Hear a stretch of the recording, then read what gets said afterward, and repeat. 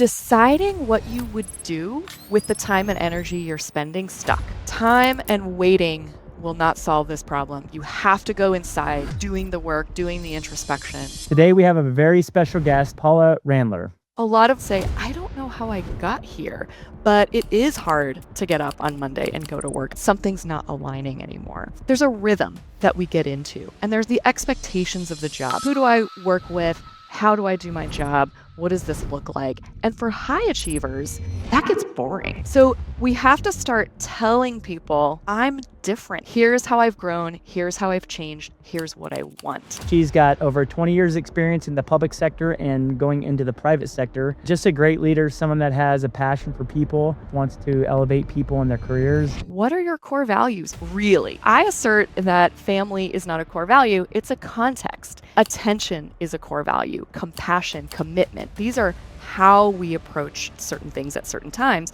Family is one of the things that we approach. Health is one of the things that we approach in the background. You just start to make these decisions very easily and simply in the background. So welcome to the show, Paula Randler.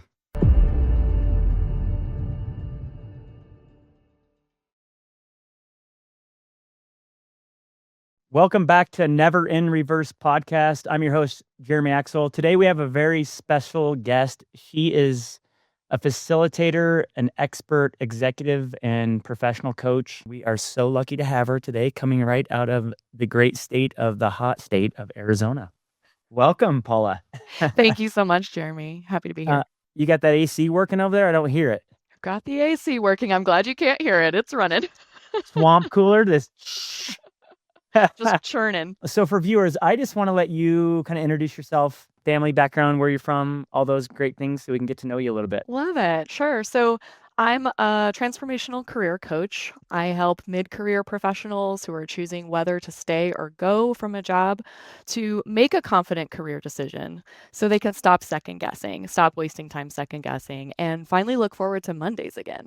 I come out of a federal background. I left my federal job in April last year. I took a second round of buyouts at the USDA. I've been with the Forest Service prior to that for 17 years. And just loved being a public servant, loved moving around the country. I moved a ton as a kid. I'm a military brat, so got used to that kind of nomadic lifestyle and really enjoyed it. And originally from California and then South Carolina, and sort of bounced coast to coast in the Marine Corps as a young person.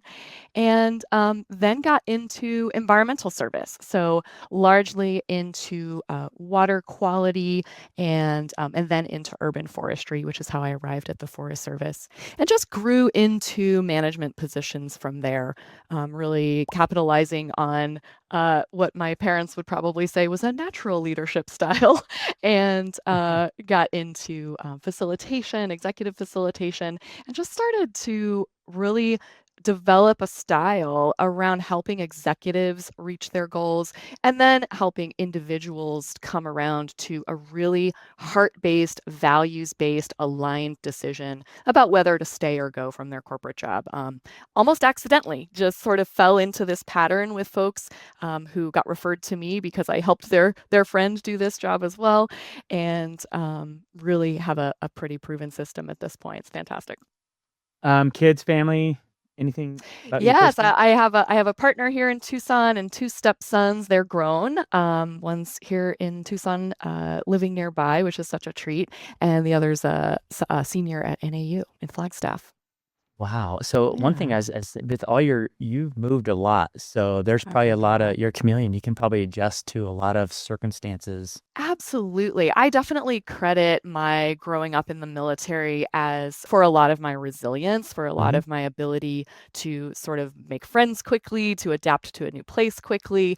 You probably couldn't have two places more different than coastal South Carolina and Tucson, Arizona. And so just loving exploring the natural world and looking out the window and seeing raptors fly by and lizards scurry around. So I just love all the natural world stuff as well. You came out of the public sector and went into the private, obviously on your own. That's a big leap of faith. That's like a whole different animal.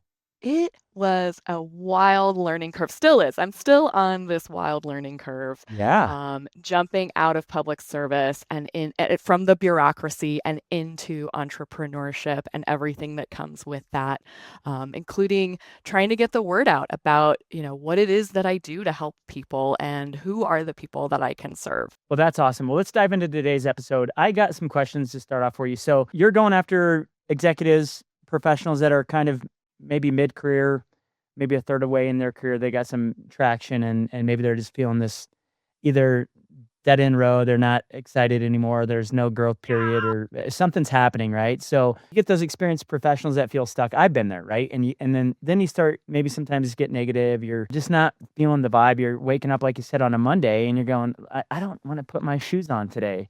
Totally. Um, you know, or they're undervalued or there's poor leadership. Or why do you feel like those experienced professionals feel stuck? What's the common theme that you're running into? Yeah, a lot of people come to me because of some catalyst. They come to me because they had their last meeting with their one-to-one with their supervisor went poorly. They don't feel understood, or there's a new leadership team and they're not sure how this change is really going to go, and they're not sure if they want to stick it out long term. But these are typically the last straw, which tells a story about a pile of straw that's been building up, right? That the load has been getting heavier and heavier, and now they're starting to see that they need to start to make a change. And this creeps in. A lot of my clients say, "I don't know how I got here, but it is hard to get up on Monday and go to work. I used to love this, or I specifically trained for this. I specifically went back to school and trained for this role, and something's not aligning anymore." And I think what happens is, especially for individual contributors, there's a rhythm that we get into, and there's the expectations of the job that we get into a very comfortable status quo around who do I work with? How do I do my job? What does this look like? And for high achievers, that gets boring. That gets boring, right? I It know gets that's it gets boring, and people start to want to do more. They are capable of doing more, but Mhm. everyone around them is also engaged in this status quo. So whatever you came in doing, that's what your boss thinks that you can do forever, right? Unless you have a really unique supervisor who sees the qualities in you that are growing and changing. So we have to start telling people, I'm different now. Here's how I've grown. Here's how I've changed. Here's what I want. And the first step of that is knowing yourself and knowing what are the places that I want to get to in my career. What are the places that I want to be able to influence and affect change?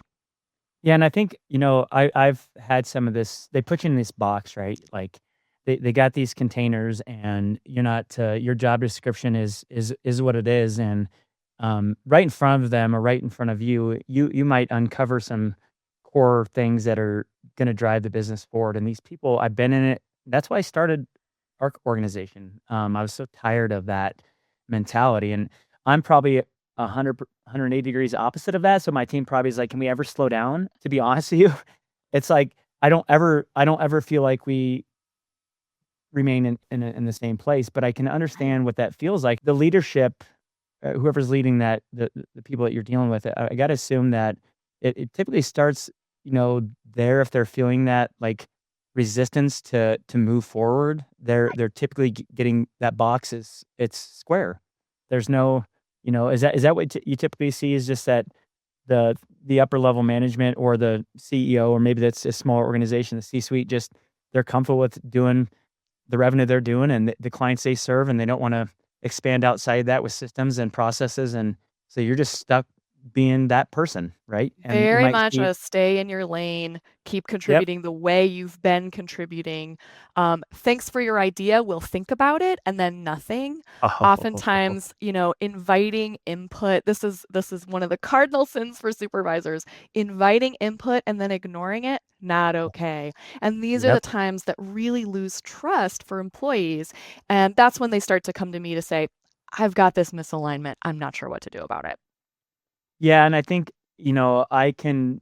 internally, sometimes I'm probably opposite of that, but I can see, like, if you get an A player, right, like a high producing human being, they typically wanna run, right? And sometimes that's at a fault. You gotta there's systems and you gotta you sometimes you can run past the ability Totally. to service, so you gotta be careful because I know what that's like inside myself. I've been in when I was employee for people, I'd try to run past where they were at, truly at. But if the communication's clear from C-level or the supervisors where, "Listen, here's where we're at. This is a kinda cap, but here's a roadmap that we're going so that we can get to that," and actually seeing progress of execution. I think that's one of the for me in my experiences, and I'm sure you see it all the time, is like if they come to you and you present an idea and they absorb that idea and say, "That's a great idea, let's start implementing that," and they don't do it, the moment that they don't do that over a period of time, trust is gone, that person's gonna disengage, and they're going, "There's we're where we're at, and we're never going anywhere else," and what is a typical common characteristics that you hear from those employees, or is it like fear from the supervisor, direct control, micromanage is there some themes that you're seeing that One of the big you ones is, as you are alluding to, is I wanna have more impact, and I Mhm, don't feel like I'm allowed to keep growing in this role. And so impact is huge for people. I think there's a lot of misconception about workers, especially right now. There's a lot of controversy around return to office. There's a lot of conversation, and maybe, discord between management and employees, but really, employees are saying, "This is how I do my best work. This is how I want to contribute the most to your enterprise. This is how I want to give the most back to my community or to build shareholder value." And there's an adversarial assumption that just isn't there. Employees are not trying to get away with stuff. They're trying to make things happen. And so when I see folks, it's often around the idea that um, I thought I could get there with this team, with this boss, and it looks like I can't. So I mhm. want to contribute more. I want to see if there's a way that I can contribute more. There's also, of course, frustrations. Communication with my supervisor is bad, or I have a team member that's really frustrating. I'm not sure if I can stick it out, right?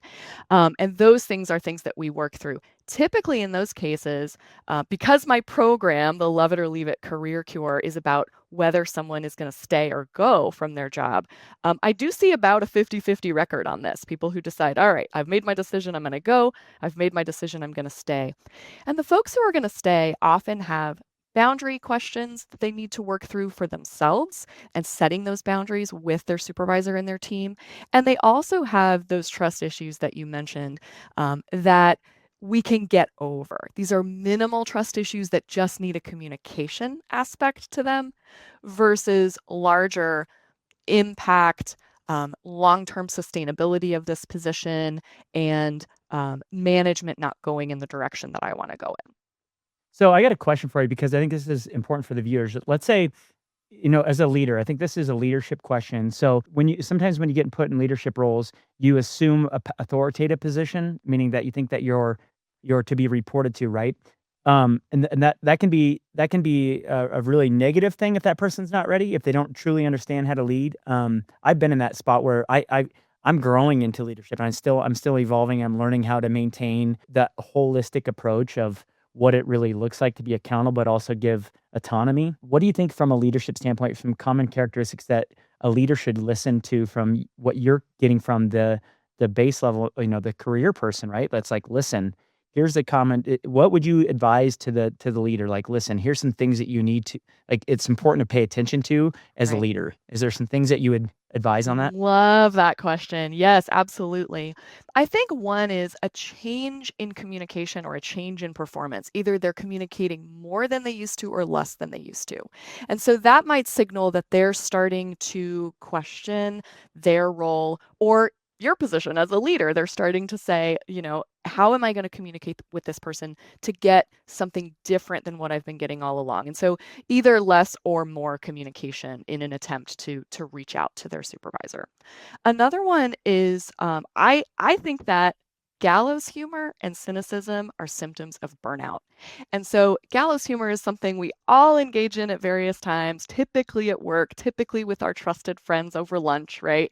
And we say, "Oh, that's just how it is," and it's gallows humor.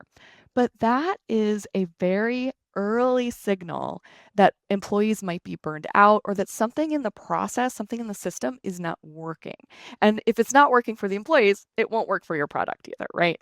And so I think those are two things to really look out for. The other would be someone who keeps coming with ideas and none of those ideas are taken up by management. You can't keep coming back to the same person with new ideas and not getting some sort of traction and remain happy for very long. And so supervisors should be watching out for people who have ideas, even if they're not great ideas, right? Help shape those ideas by providing information, help shape those ideas by providing conversation and input and knowledge about where our business is going, and then invite that person to keep bringing ideas. Yeah, I think that I've had some circumstances of deaf ears or that's not gonna work and that person's not an expert, or they take your idea and act like it's their own. That's the worst, right? Don't do that. Do not That's do don't do pretty that as far an on the spectrum. but yeah, but people have done that, right? Like Totally. I remember a time in my career I sold some equipment and the gentleman had called to the person that we had built it and it got set aside. Something happened, the order got canceled. It had been sitting there for 7 years. I sold it. He had called and said that he did it. I'm sitting there going, "Buddy, it's been sitting there for 7 years. I did it in the first 2 months. I don't know." Like, but Painful. it just I laughed. I said, "Okay, this is where I'm at." So, but I think it's important to recognize in the leadership roles, like, listen, become a servant leader, but also have Yes. humanistic traits. Like don't be a pushover. Don't try to be Right. perfect for everyone and make everyone feel good, right? There's always a path of like, here's where we're going. And I think the integrity side of that is like there's dual integrity and accountability around being a leader and being sound for those people. And, it's important, I think, for employees to understand to make sure that the core values of that organization are sound, meaning like what they say they believe in, they're not just buzzwords, because I've seen that, where they have all these beautiful things, and then you get in the culture, and it's like, dude, you don't align to any of it. Like, you went online and went to ChatGPT and knocked out some cool core values, but it doesn't align. The mane and the tail don't match, right? Like, you're not walking what you say you do. So I think it's important, and that's on employees too. I think it's, do you ever see the disconnect when you're coaching? Like, what sometimes maybe it's them, right? It's not always the middle layer management, it's them. They're not aligning Yes. with the reality of what sometimes they say something, but the effort or whether they're doing doesn't match, so they're never gonna get there anyways. Their desires are different than Right. execution. Right. My clients are seeing that they want something to be different in their lives, but if they're not making the change that it takes to do it, then it's not going to come, right? And that's pretty rare because they came to me for a reason. They came to me because of some catalyst. And so they're starting to take those steps. And gosh, honestly, in the first two sessions, we can often get into the meat of what's really happening here. And for folks who are coming to coaching, they want to be honest with themselves. They may not know how to do it, but they want to be honest with themselves. And so, as we're working through patterns and storytelling and what are the stories of our past that we want to change going forward, these are things that people are really able to sink their teeth into and affect change in a very real way. I have a portion of my 90-day program broken out. It's called the Core Values Compass. And the idea here is just to build a decision engine. What are your core values really? Not the core values you think you should have, not the core values that other people would say about you, but based on storytelling, based on your honest assessment of what's happened in the past and what you'd like for Mhm. your future. What are your core values? What are the contexts that you want to live those values in? A lot of people have things like family or health as a core value. And I assert that family is not a core value, it's a context. Attention is a core value, compassion, commitment. These are how we approach certain things at certain times. Family is one of the things that we approach. Health is one of the things that we Yep. approach. Wealth, learning, these are things that we approach in a particular way. And so the core values compass and building this decision engine is setting people up not only for this one decision, whether to stay or go from their job, but for every decision that would benefit from a core values application thereafter. Things start to get really easy. Prioritizing your day starts to get really easy. Does this fit in with how I want to approach my work? Um, Understanding which friends you want to visit on vacation, where you want to go on vacation. These things start to be easy as this decision engine keeps running. Eventually, in the background, you just start to make these decisions very easily and simply in the background. So I got a question for you. Do you help the employee, like, have you ever seen like, the core value alignment? Sometimes there's like a desire and then there's a truth, right? Like there's a core Yeah. and circumstances arise and the way that you handle that based off of maybe some events in your life that created some scar tissue or trauma or whatever that Right. kind of hit the internal wounds or whatever you want. But do you ever see like, hey, the employees' patterns are every 2 years there's something consistently that happens, instead of just saying, "Oh, I'm gonna help you," do you kinda try to lean into those hard moments to try to make sure that the next time isn't gonna be the 2-year pattern, right? Like, because I think it's important to not shy away from that as a coach, like, if that person's gonna allow that, right? Do you kinda try to push into those harder parts to help that person? I sure do, and I do this because I was that person in that pattern. So I very much understand the impulse to my pattern was things weren't going quite right at work. And because I was in a federal agency that encouraged people to move around in order to get promoted, I could just move around. I could just go to the next place and try something new. So as things started to feel a little uncomfortable, I didn't have to fix it. I could Yep. just get a promotion and move on. And I don't mean get a promotion in like I wasn't doing a good job. I was doing a great job, but I could have stayed and fixed it if I had spent some attention on it and had a coach who wanted me to spend some attention on it. In those contexts, checking in with what has been happening in the past patterns in order to figure out where we're going, what is the eventual goal? I don't think everybody needs to have a 5-year plan or a 10-year plan, but Yep. knowing generally, here's how I want my life to go. Those things can be really useful. And so I was stuck in that pattern. I got myself out of it eventually with the help of a coach and with other circumstances in my life, sort of coming down in terms of my adrenaline level, my burnout level coming down. I made some other changes in my life as well. One of those being working from home. And there's opportunities then to say, okay, I can see the patterns. I can see what I used to do. And here's how I want it to go instead. How do I do that? That's not something people can often figure out on their own either. Is it's really tricky to figure out how to change that pattern and be in a different place when you're done with this examination. Yeah, I think that's important. I think that, it's a journey, and I think that coaches like yourself are so important to, you know, uncovering things that are difficult inside that might be reactionary or just patterns and habits that are super deep rooted. Like, say you're 40 years old and you're mid career. I mean, that could be a pattern that's been going on since you're a child. Well, to uncover that and be authentic with that and try to figure out like, hey man, what do the next steps look like so that I can hit that level of success? Maybe this is holding me back, and taking self ownership in that and really trying to understand like, here's the steps that I need to take to achieve that or not run from that. I mean, I think it's important, like you said, is like, you took those steps in your career because it was just maybe something got a little harder, there's a little friction, and you could go get promoted. Well, just I always say like we as a team can do hard things. So when I hear someone like, man, this can be tough, I'm like, we can do it. We can do hard things and we can sit in that and figure out as a unit to get through it. I'm not gonna Yes. shy away from, and when someone says I can do that's gonna be tough, I'm like, "Oh, we're going in." Like, that's where I'm going because I'm gonna lean Yes. into that and go, because if it's hard, I know what the other side looks like, it gets better, right? When it's versus shying away. I probably do too many hard things at once, to be honest with you, but I think that's important, right? Is just to lean into that. When you tell yourself it's gonna be challenging, that's where you need to go. That's where the growth is at. Right? Like, when you said Absolutely. you might got promoted, like, that was the easy thing to just shy away from that when if you would've leaned into that, that's where your growth was going. Like, that's where you Yes. needed to be. Is And that is that's that where the feedback to a supervisor is important, and that's where the feedback to a team member is important to say, okay, sure, I'm doing a great job and I can get promoted, or I could stay and fix this relationship if this is a relationship worth fixing. And knowing whether it's a relationship worth fixing is important as well, right? We don't want to spend all of our energy, as you're saying, getting into deeper relationships with people who are not aligned with us in really important ways and don't share some of our values for the world, right?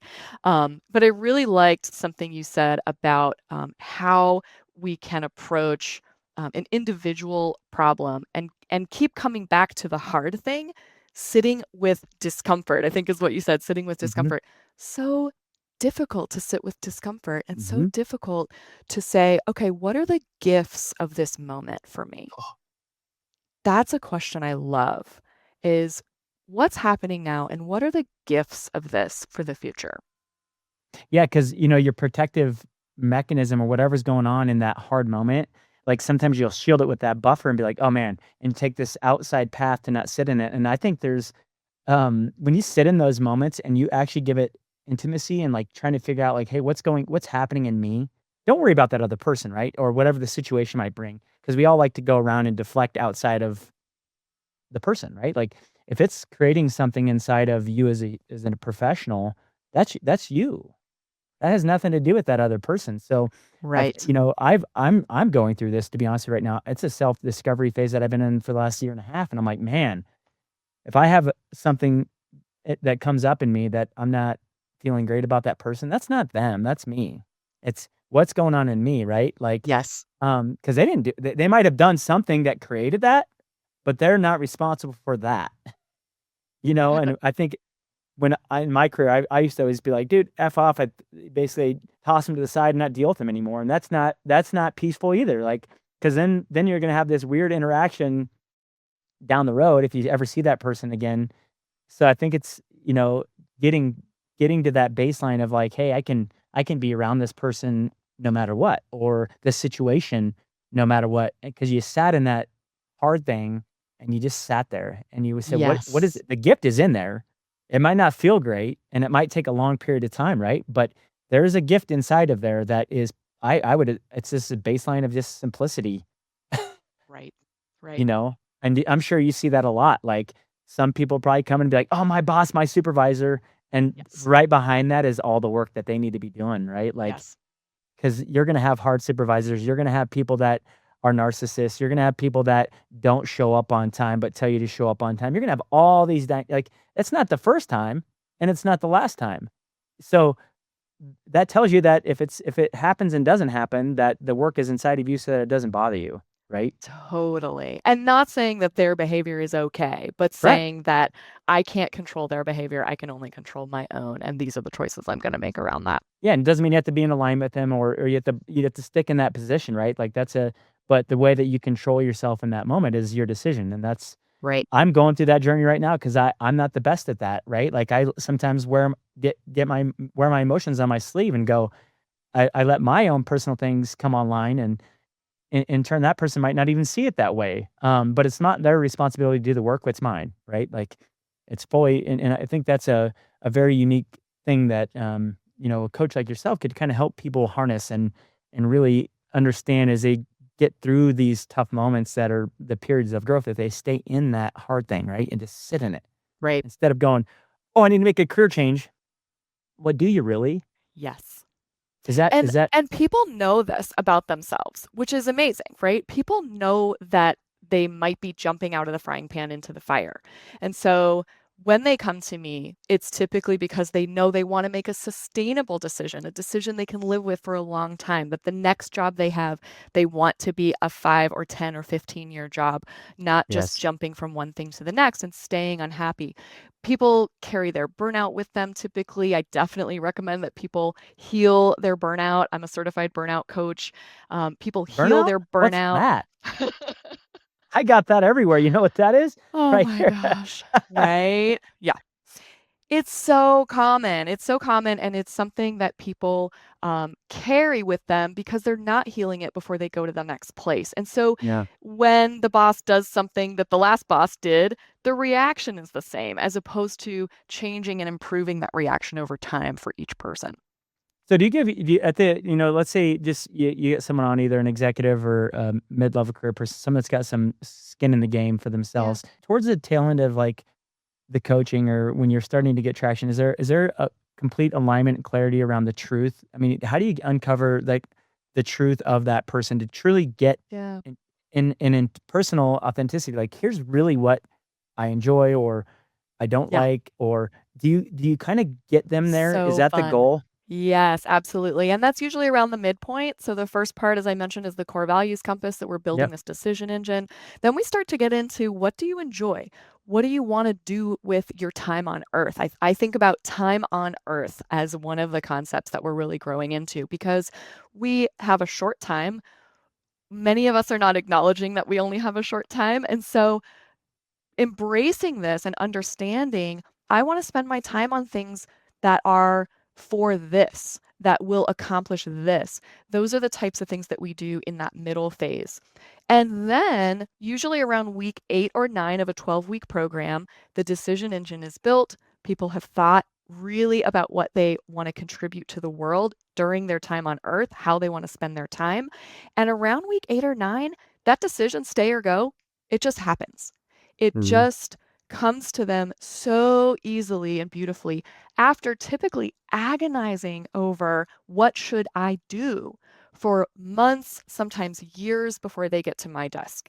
And so seeing that decision come around week 8 or 9, oh my gosh, what a gift to the coach, to me, Yeah, um, 100%. that I've been able to get them smoothly through this process. It's not easy. They assign themselves homework. They're doing a ton of work outside of our session together. They're doing a ton of work inside our session together. It's very emotional. It's very spiritual in nature. There's a lot of load to carry, but we carry it together and they're getting there. And knowing how you want to influence the world and the people around you, that is really, I think, the axle on which a lot of this turns because you might say, I can stay and have the influence I want to have or the lifestyle I want to have. Or in order to do this, I have to go. And so that my 50-50 record is still pretty good on that. Well, that's awesome. Yeah. As we wind down, I got a couple key questions for you, just reflection questions. What belief must leaders let go of immediately? Time won't solve this. Time and waiting will not solve this problem. You have to go inside. You have to be doing the work, doing the introspection, and probably getting an outside perspective on that. What are founders most avoiding from your experience so far? What do you see Yeah. from like a C-level? I think it goes back to that discomfort piece that you mentioned earlier, which is that uncomfortable things are bad, but in many cases we're stuck in discomfort and or we're stuck in something bad, but it still feels comfortable. We're stuck in something bad, but it still feels comfortable because we know this pattern. We go to lunch, we complain about it with our friends, we come back to the office. We go to happy hour, we complain about it with our friends, we come back Ah, in on Monday morning. So those patterns that allow us to stay stuck are really rough. yeah, and then the last one, what is the first step for someone that is stuck? Oh my gosh. I think the first step is deciding what you would do with the time and energy you're spending stuck. What would you Spending want to spend that time on? What would you want to spend that renewed energy on if you're not spinning your wheels thinking about this thing? As we wind this down, I just want to say thank you so much for joining us, Miss Absolute Paula. pleasure. Thank you. If we want to have viewers find you, they can locate you where? Yeah, paularandler.com is my website, and you can read all about my 90-day love it or leave it career cure there. And would love to have folks take my quiz, see where you're at on the love it or leave it spectrum, and start to get acquainted with some of my coaching. And then social media platforms? Yes, Instagram and LinkedIn. Paula Randler, Paula everywhere. First and Randler. last name. Yep. Well, that is so awesome. Thank you for joining us, Miss Paula. Until next time, guys, I'm Jeremy Axel, host at Never in Reverse podcast. Take care.